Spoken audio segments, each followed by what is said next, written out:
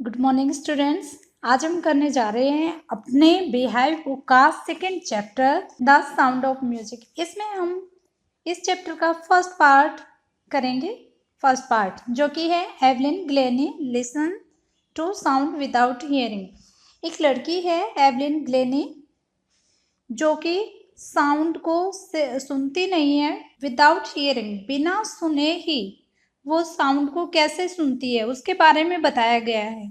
तो चलो स्टार्ट करते हैं। God may have taken her hearing, but he has given her back something extraordinary. What we hear, she feels. देखो, God ने उसको जो उसकी हियरिंग कैपेसिटी है, यानी उसकी जो एबिलिटी है सुनने की, वो छीन ली है, लेकिन उसको कुछ एक्स्ट्रा ऑर्डिनरी दे दिया है। वे जो हम सुनते हैं, शी फील्स, वो उसको महसूस करती है। Far more deeply than any of us, और उससे ज़्यादा जितना कि कोई नॉर्मली पर्सन उसको फील कर सकता है, उससे ज़्यादा वो फील करती है। That is why she expresses music so beautifully, और यही कारण है कि वो म्यूजिक को बहुत ही सुंदर तरीके से एक्सप्रेस कर पाती है। Read the following account of a person who fought against a physical disability and made her life a success story.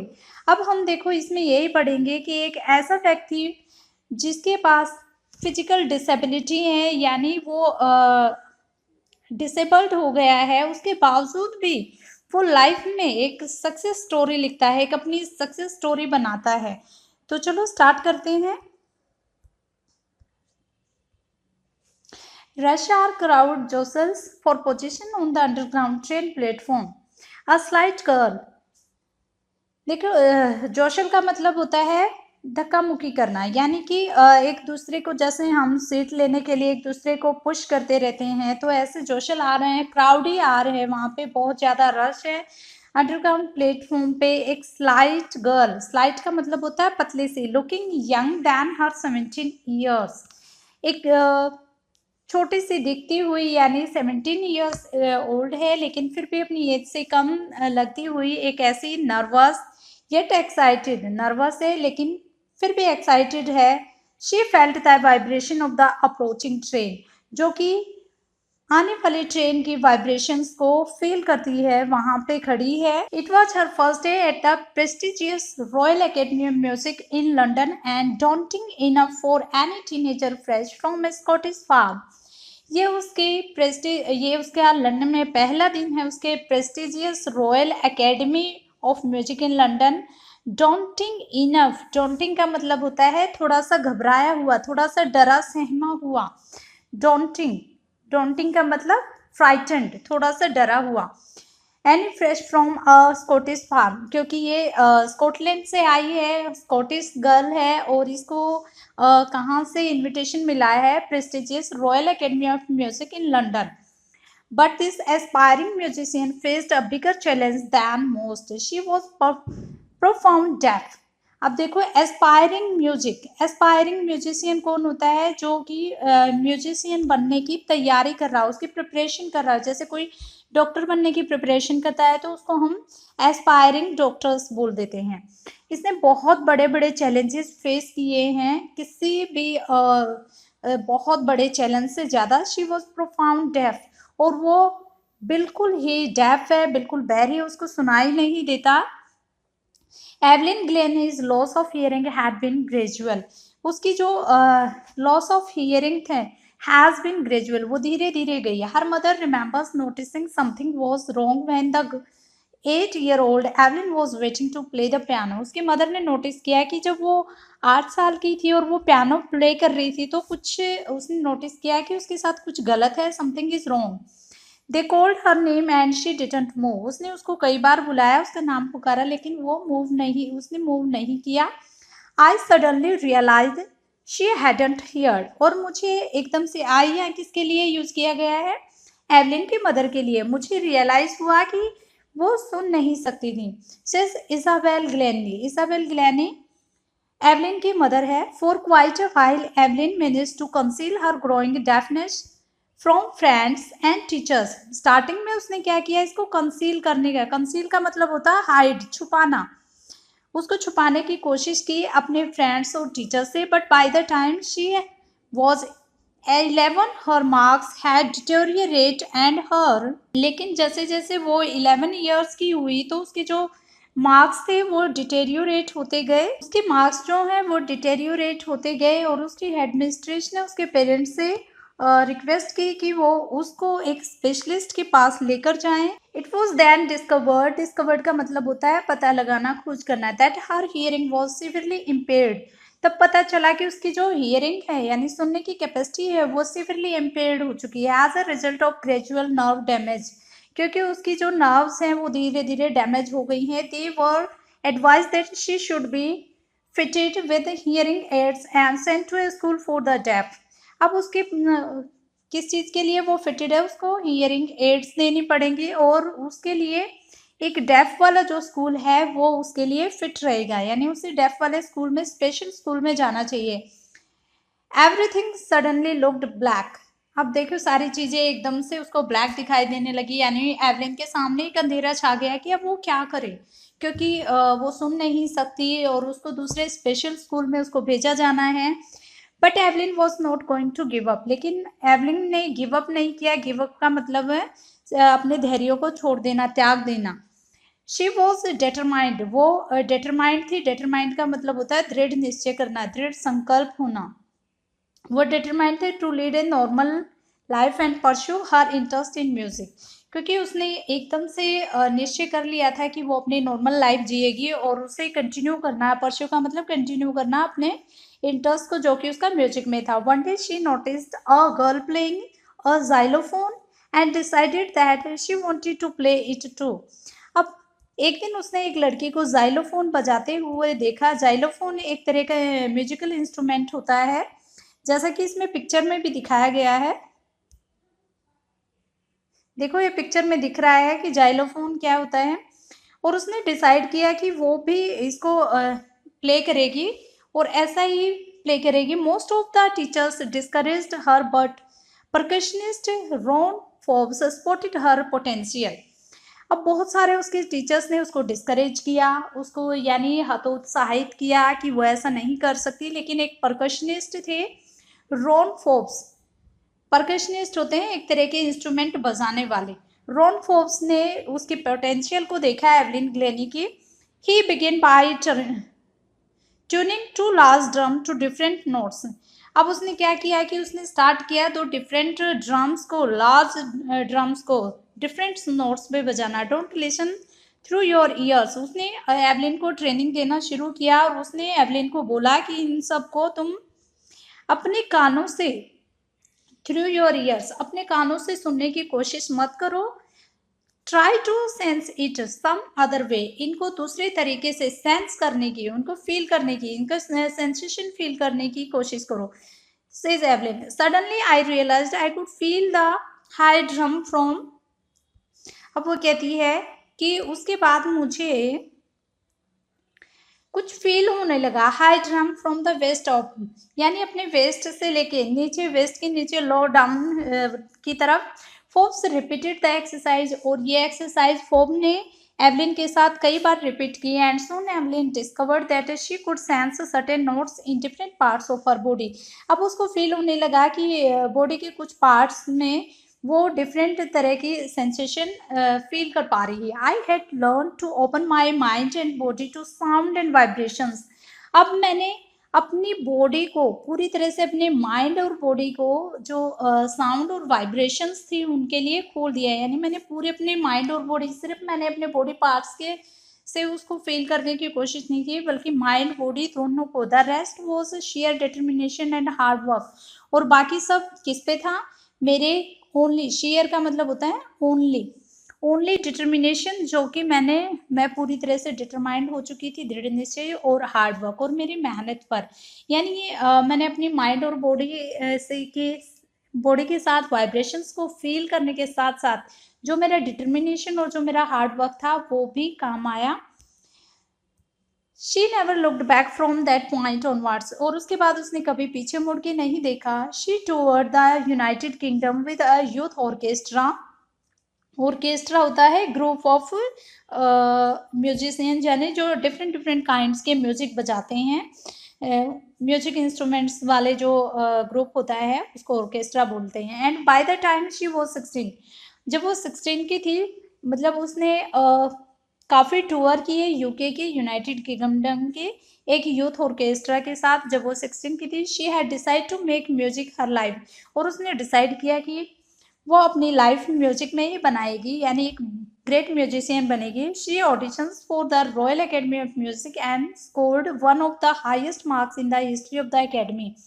और उसने ऑडिशन दिया रॉयल एकेडमी ऑफ म्यूजिक में, और आज तक के इतिहास में उसको सबसे ज़्यादा मार्क्स वहाँ पर मिले। हिस्ट्री में आज अभी तक किसी ने इतने मार्क्स अचीव नहीं किए थे जितने मार्क्स एवलिन को मिले।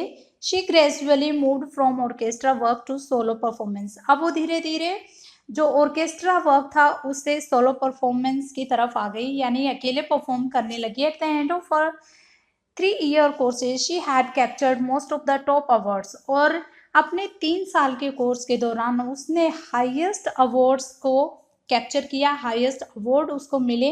And for all this Evelyn wouldn't accept any hint of heroic achievement.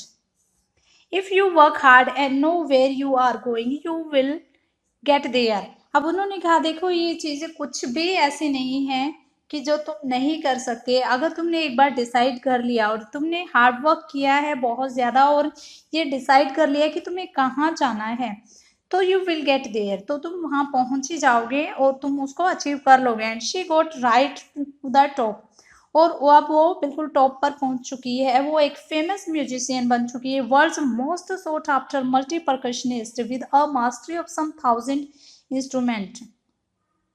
अब वो उसको परकशनिस्ट, यानी एक जो म्यूजिक जो एक म्यूजिक का इंस्ट्रूमेंट बजाते हैं उस पर उसको मास्टरी हासिल हो चुकी थी।